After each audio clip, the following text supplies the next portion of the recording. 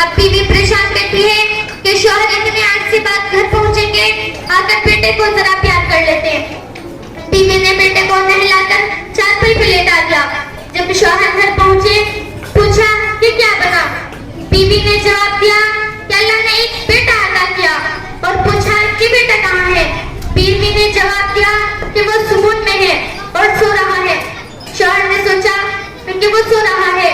अब बीवी ने शौहर को खाना खिलाया, पानी पिलाया, और दोनों के दरमियान सफर की बातें हुई और एक रात इसी तरह गुजर गई।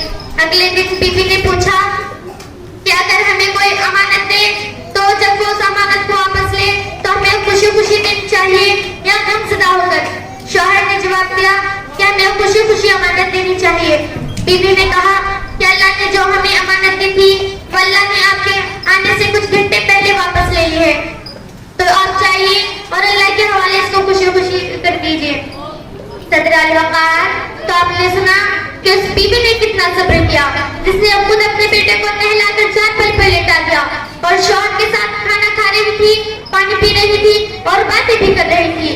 तो सदर अल-वक़ार, अल्लाह ने उनको एक बेटा और अता किया, और वो बेटा हाफिज़े कुरान भी बना और हाफिज़े ईमान भी।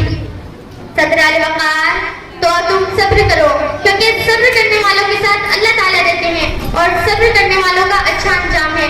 या अय्युहल्लज़ीना आमनु इस्तईनु बिस्सब्रि वस्सलाह इन्नल्लाहा मअस-साबिरीन।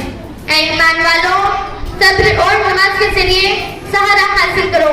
बिलाशुबा अल्लाह ताला सब्र करने वालों के साथ रहते हैं। अस्सलाम।